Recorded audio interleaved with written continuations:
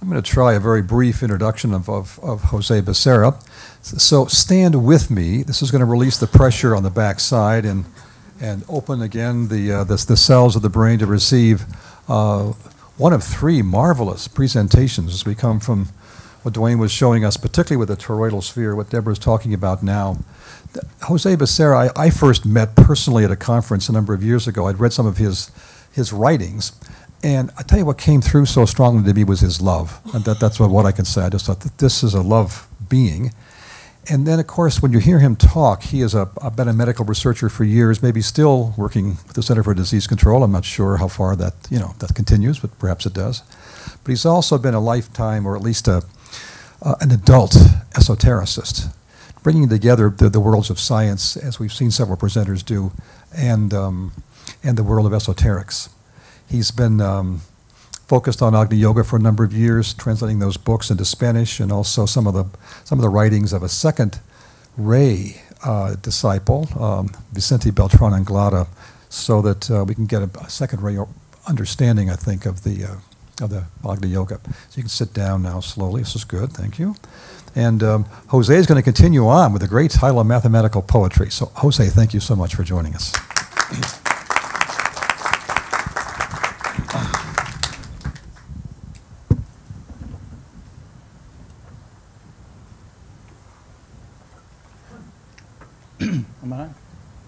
Good morning.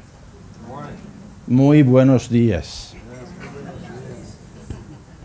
I was watching the streaming from Atlanta on Wednesday.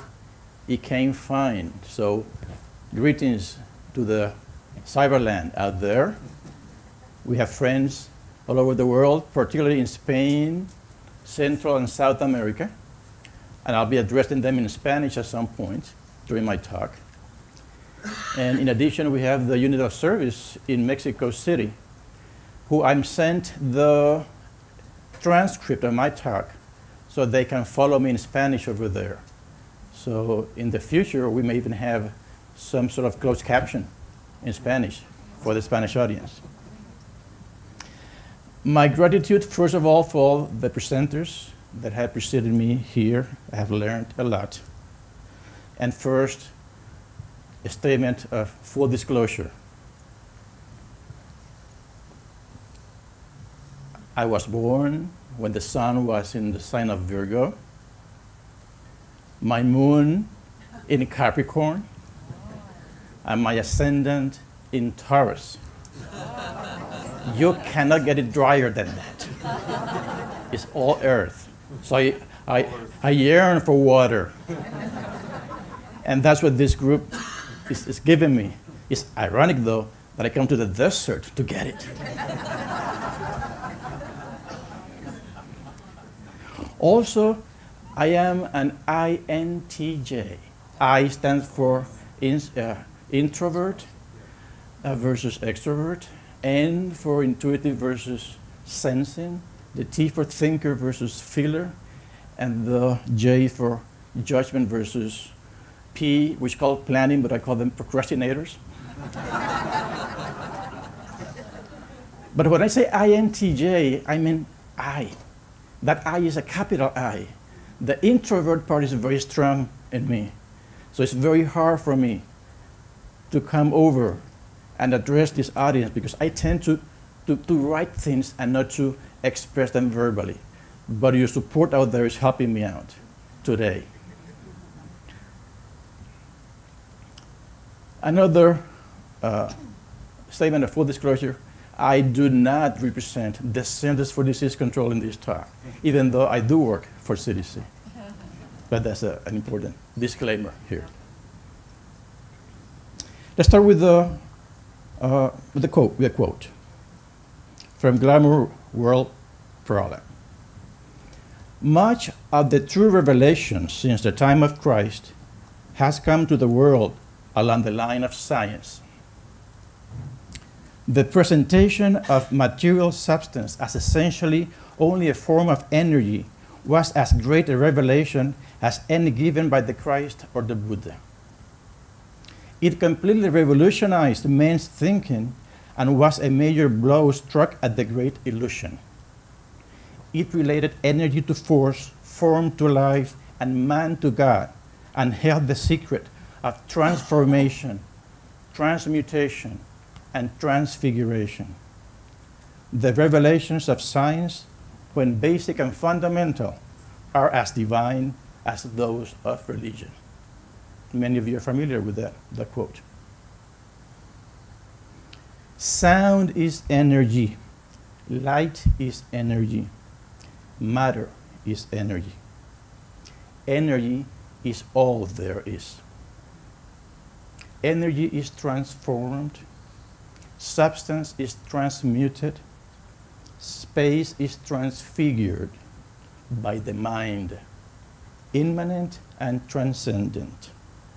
Mind and space are one.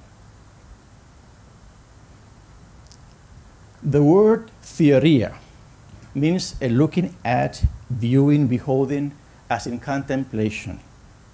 The theory of color and the theory of music, as we have seen, provide useful analogies to the path of return, from darkness to light, which is the substance of intelligence, from the unreal to the real, which is the driving force of love, and from death to immortality, which is the power of life.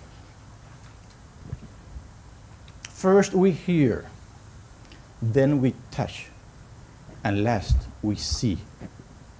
We first observe by ear, unstructured, then we touch, measure and count in order to contemplate the theoria, the hidden order of things, to measure as in geometry, trigonometry, and to count as in calculus.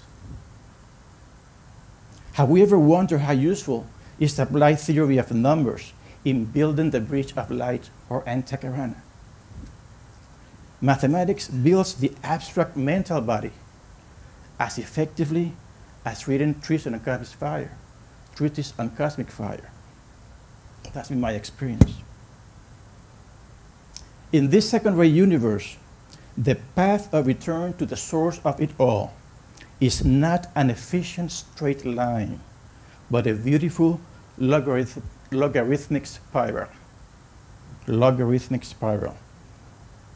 Spiral cyclic, spiraling periodical movement along a spheroidal path, as we are told in Cosmic Fire. The human perception of both sound and light is logarithmic, the arithmetic of the logos. Arithmos means number. A logarithm is a number, a small number, sized to fit the natural scale of the human mind, useful to represent very large and very small ratios. The word logos is linked to the word reason or ratio. The Merriam-Webster dictionary defines the word exponent from the Latin exponere, to explain, as one that expounds or interprets, one that champions, practices, exemplifies. Significant synonyms of expounding are to state, to voice, or to sound. Exponentiation is a mathematical operation in which a base or root is raised to the power of an exponent. The arithmetic of exponentiation transforms the more laborious operations of multiplication and division into simpler operations of addition and subtraction. The logarithm, invented in the 17th century, reverses the mathematical operation of exponentiation. That is, the logarithm of a number is the exponent or power by which the base has to be raised in order to produce that number. Logarithmic scales reduce wide-ranging quantities to smaller scopes. Our brains interpret brightness or luminosity on the logarithmic scale. The decibel is the logarithmic unit quantifying sound pressure and voltage ratios. The piano keyboard is designed on the logarithmic scale because we perceive sound pitch logarithmically, the arithmetic of the logos. Music intervals are frequency ratios. the piano keyboard simplifies these ratios logarithmically so that a major third and a minor third add up to a fifth. A musical fifth corresponds to a 2 or 3-to-2 ratio of a chord, and chord is just another name, another word for the heart. Corda. The contemplative practice of mathematics develops the power of abstraction, but this power is blind if not accompanied by the intuition. The intuitive language of the heart, expressed in analogies, again, the logos root of the word analogous, to convey the beauty of symmetries with mathematical precision, accuracy. Saying as above, so below is a poetic way of expressing the mathematics of the golden ratio. The whole is to a part as the part is to a smaller fragment of the whole. Or to paraphrase the poet John Donne, no one is an island, but always a part of a greater whole. And here, when I listen to William Mitter discuss the concept of the organic whole, I said there's something missing here because this phrase is true, as above, so below. Why is it that things, when you have organic unity, add up more than the parts? And I think the secret in my interpretation of this is that analogies are almost never, from the rational point of view, almost never exact. There's always a remainder. That 3.1416, the mind trying to square the circle, that remainder is always a reminder that from the Bhagavad Gita, once I have pervaded the whole universe with a fragment of myself, I remain. It's always that remainder. Poetry from poiesis, creation, and mathematics are linked. Although the third ray is the ray of the abstract thinker, of the philosopher, the metaphysician, of the man who delights in higher mathematics. Of the fourth ray, Master D.K. says, the ray of harmony, beauty, and art will work out in the development of the intuition by the means of knowledge of sound vibration and the higher mathematics. So you, ray 4 out there, higher mathematics is also for you. And of course, between the third and the fifth rays, there is a close relationship, as we all know. Immanuel Kant, the German Enlightenment philosopher who wrote The Critique of the Pure Reason, also wrote Observations on the Feeling of the Beautiful and the Sublime. More recently, the work of American philosopher Franklin Merrell-Wolff inspired Professor Thomas McFarlane to write his Mathematical Poetics of Enlightenment, an inspiration for my talk today. Merrell-Wolff, a Stanford graduate majoring in mathematics with minors in psychology and philosophy, went to Harvard Graduate School to study philosophy. Kant's thoughts made such a deep impression on him that he quit school to follow his own path of self-discovery. He called it the philosophy of consciousness without an object. The fundamentals of Merrell-Wolff's premonitory recognitions could be summarized by simple mathematical expressions. The one, the identity of the immanent one with the transcendent one, and the discovery of the source of it all, the zero. If 1 equals 1, 1 minus 1 equals 0. It is as simple and as profound as that.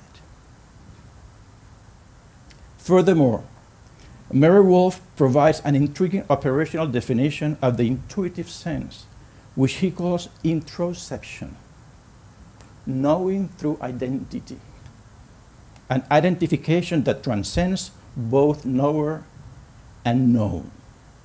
That is, in addition to perceiving and conceiving, we have the capacity for transcendental knowledge through identity. The perfect or golden ratio, the phi, of the part to the whole is only possible through identification. That divine proportion has the unique mathematical property that it is exactly reproduced by its reciprocal conjugate by simply adding the number 1. In race and initiations, DK says, remember how in all of my teachings upon occult unfoldment, I have used the word identification. This is the only word I have found which can in any way convey the complete unity which is finally achieved by those who develop a sense of unity and who refuse to accept isolation. Separateness then fades out entirely. The isolated unity achieved is unity with the whole, with being in its totality. Initiation, realization, identification. These are the 3 stages of initiation.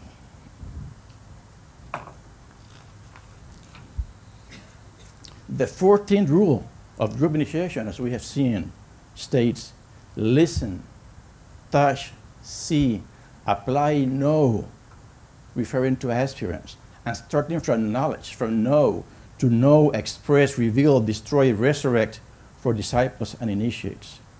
The study of this rule, I submit to you, may also be enhanced by Merrell-Wolff's insights on the process of identification.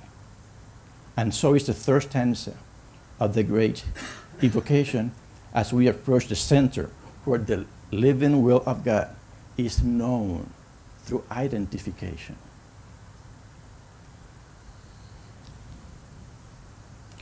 The intuitive language of the heart, as in the 2nd ray approach to the Agni Yoga expounded by Vicente Beltrán-Anglada, is expressed in analogies to convey the beauty of symmetries with mathematical accuracy. This is the front cover of a book I read during this past Christmas as the sun made its transit through Capricorn. It left a deep impression on me. Luis Alejandro Hernandez Rios from the Units of Service in Mexico City has recently made these remarks about the quadrivium, which I will translate as I read them to you. La matemática pitagórica se dividía en 4 materias, seriadas en cuanto a su estudio, comprensión y contenido metafísico. The mathematics of Pythagoras was divided in 4 subject matters. La primera de estas era la aritmética, que describía la naturaleza del número, así como las operaciones que con el mismo se podían realizar. The first of these is arithmetic, describing the nature of numbers and their operations. La segunda era la geometría, misma que establecía relaciones entre las cosas.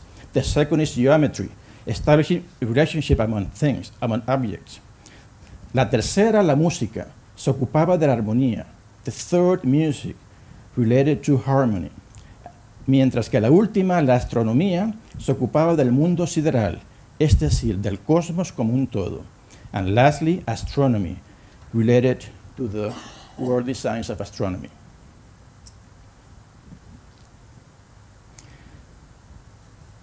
In this book, I discovered the harmonograph. I don't know why I didn't discover this earlier. A harmonograph is a mechanical device using pendulums to draw geometric shapes. A simple harmonograph uses 2 pendulums at right angles to control the movement of a pen relative to a drawing surface. So you remember, those of you who were here last night on Deva's presentation regarding the coherence of brain and heart? What if we here assign to each pendulum the heart and the brain? And what if we had then a third writing platform, as we can see there, to write out the combination of those simple harmonic motions from each of those pendulums. That's what the harmonograph does for us. The presentation by Deva yesterday and the one that preceded me today was for me a wake-up call. I am in your mailing list, but I have been too busy to go back and research that website. So that meant to me, Jose, you can't be too busy for this important stuff here. It's a wake-up call for all of us. Now we have a lie detector. We cannot fake it.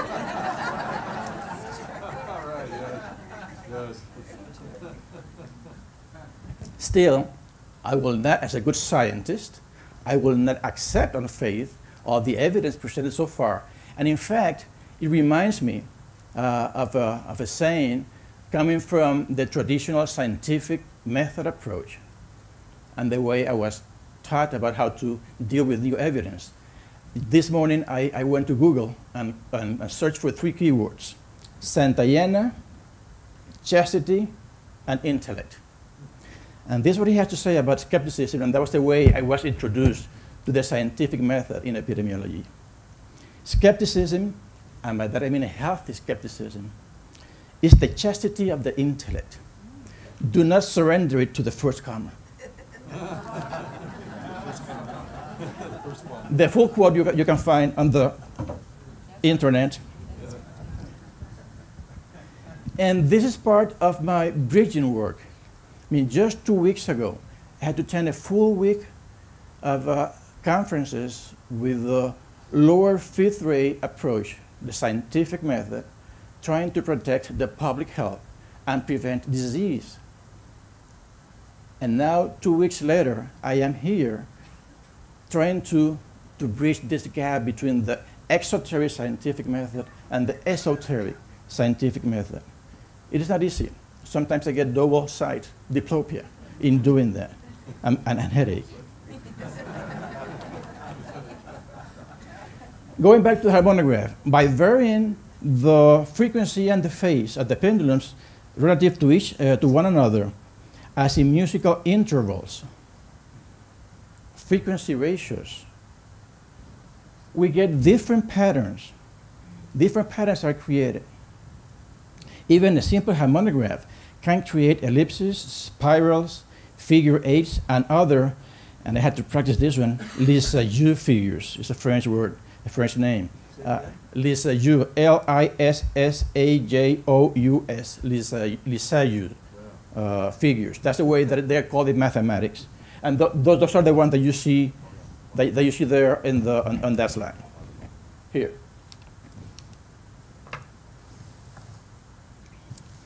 So when I saw that, this quote from Decay, from Cosmic Fire, came to mind. There is a 6th group of words and phrases intimately connected with electrical manifestation, which is beginning to work out in the formula of scientists and students of radioactivity and electrical phenomena. But fortunately for themselves, they remain formulas on paper and not as yet embodied in sound. There is a geometric relationship between mathematical formulas and the sound of music, and the harmonograph was revealing such beautiful mathematical relationships to me. What a wonderful Christmas present. But the epiphany had one more step to go. Vicente Beltrán-Anglada documented some figures of speech in the Deva, or angelic world, which he published in 1980 in his book, and I have it here. Oh. The Deva structures I was referring to, this book here. The Deva structure of forms. And these are the figures that appear in that book. They represent a transcript according to Vicente Beltrán and the artist who transcribed them. A transcript of Deva communication according to his research.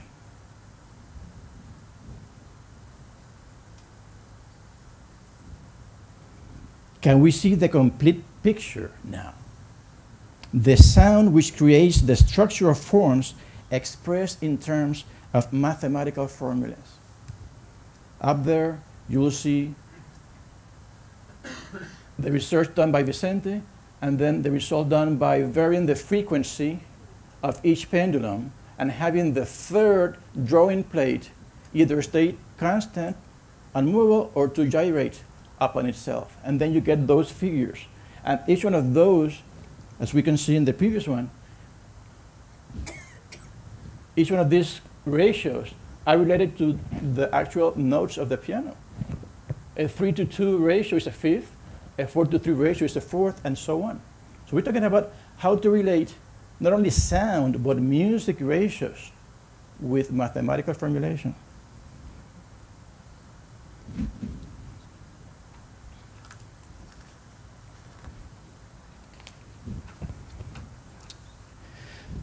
Lastly, I would like to address the metaphor of electricity and the Great Invocation, another attempt at drawing analogies with mathematical poetry.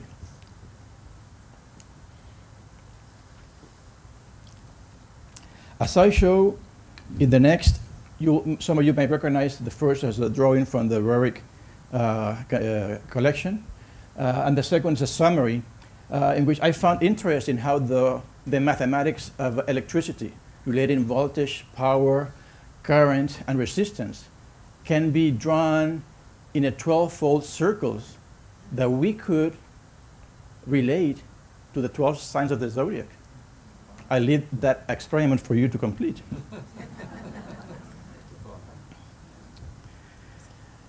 This slide, which I will not discuss in detail, is just providing a visual introduction to what Dwayne earlier referred to in more specifically applied ways to the signs of triangles.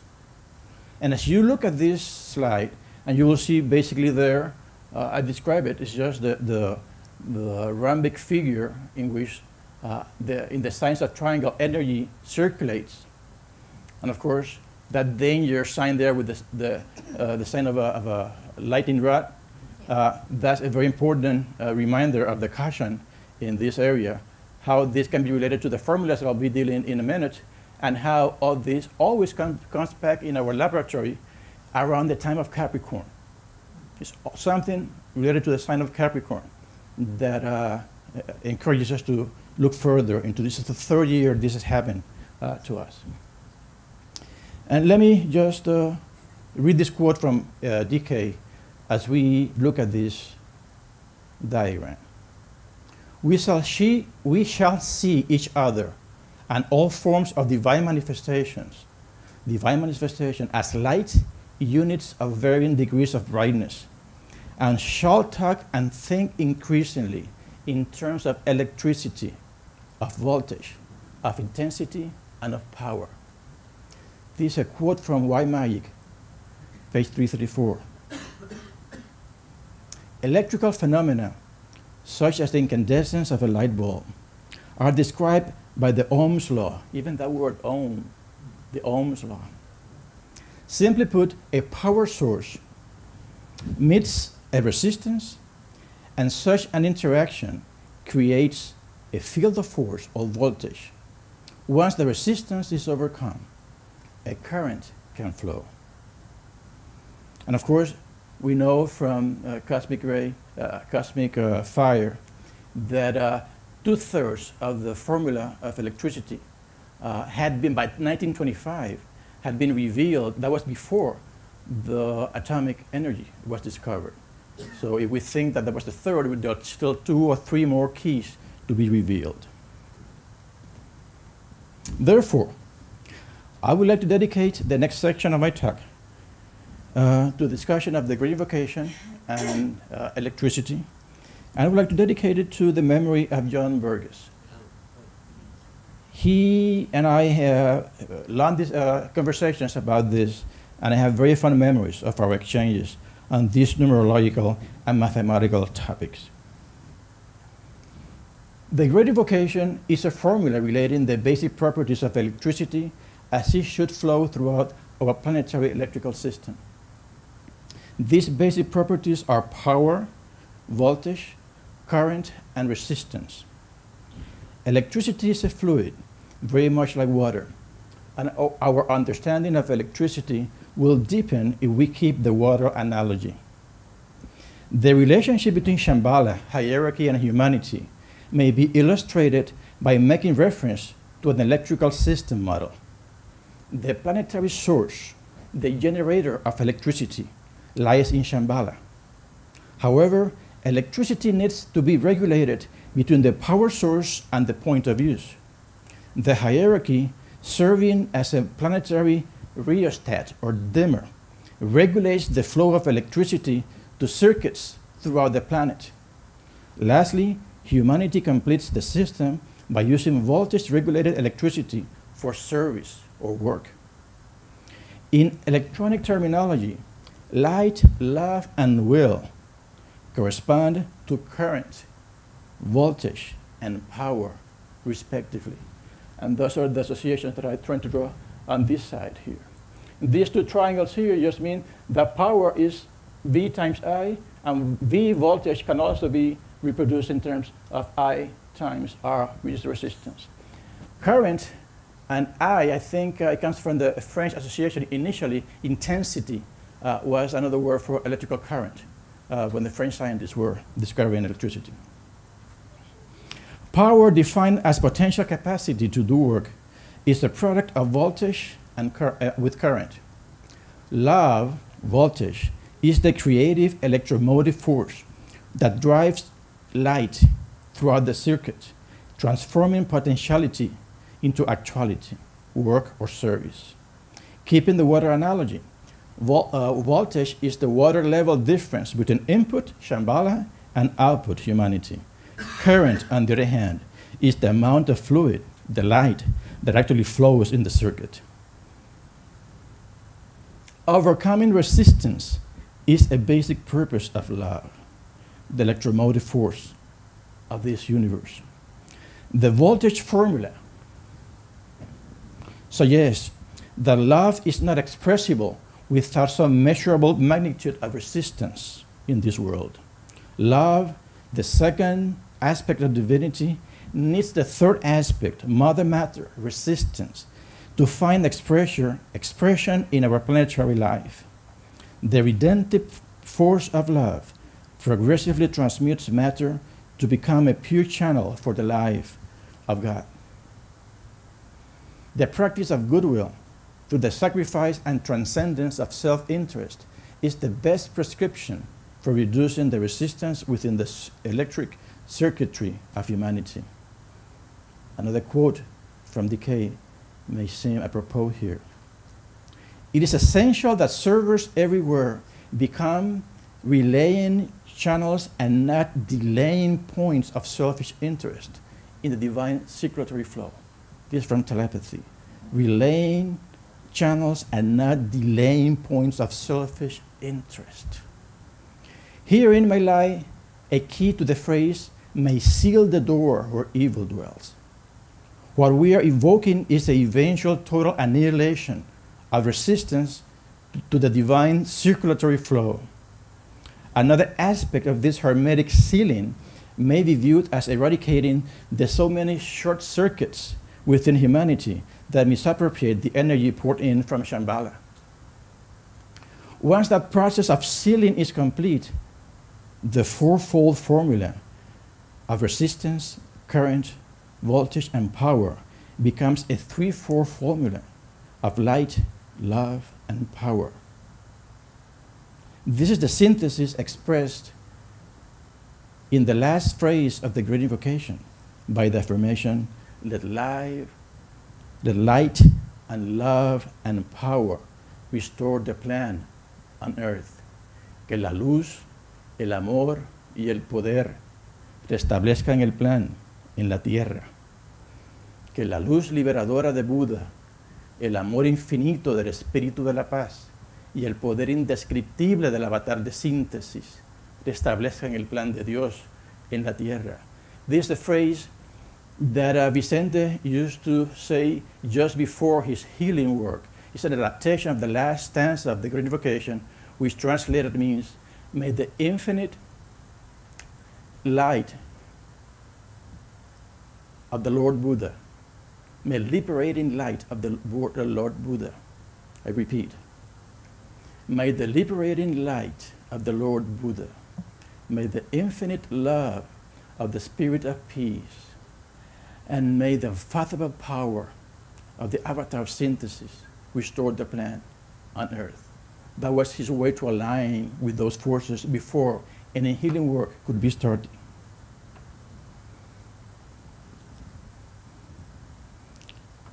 The transition from a non-sacred quadrangular to a sacred triangular planet may thus be portrayed. However, power can only become manifest after resistance is overcome, according to this formulation. Note that the word power does not come earlier in the Great Invocation. We have light, we have love, we have then will and purpose. But in order to will and purpose to become power, we need the fourth stanza. Seal that door where evil dwells. The hermetic sealing of the door where evil dwells may also mean to infinitely increase our resistance to the forces of evil and to arrest its flow within the planet. How can we increase our resistance to evil and at the same time decrease our resistance to the life of God? The answer may lie in another concept from modern electronics. It's called the diode. Diodes are semiconductors that permit current flow in one direction only. A perfect diode, also called a rectifier, does not offer resistance to the flow of electricity in one direction, L-I-V-E. You can see there. But at the same time, does not allow for any flow of electricity in the opposite direction, E-V-I-L. We have then a different view of the problem of evil in our planet, a reversal of the divine circulatory flow. Or as Heidi told us the other day, cleaning obstruction to love. Or, as Deva reminded us, experience to live life in coherence with that rectifier.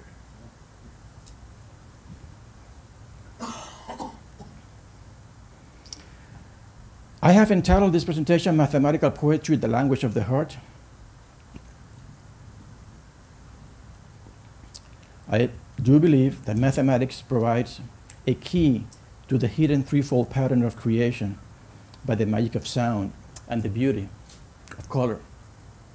For many people, learning geometry, trigonometry, and algebra in school recapitulates accomplishments made in former lives, bridging the gap between the blind logic of the concrete mind and the visually and intuitively empowered abstract mind. We are told that as part of the great sacrifice, the solar angels came to Earth to speed up this cosmic bridging process and will dutifully and lovingly remain with us until we build our own rainbow bridge of ascension, liberating both solar angels and human beings to serve in the higher octaves of that symphony, which we call the plan. This plan calls for the revelation of the mother of the world in the Age of Aquarius. In collaboration with the Deva, or angelic worlds, the garment of God is being revealed by the scientific servers. Isis is being unveiled in terms of sound, light, and structure. The geometry of music, an expression of the language of the heart, provides a triangular key to the mystery of electricity as revealed in the formula of the Great Invocation in terms of light, current, love, voltage, and power, energy. This applied science of triangles has been recently explored in the Vicente Beltrán-Anglada Study Center as a service activity of our Agni Yoga laboratory. Some of our findings, formulated in mathematical poetry, have been shared in this presentation today. So it may be fitting to end this talk with a math poem.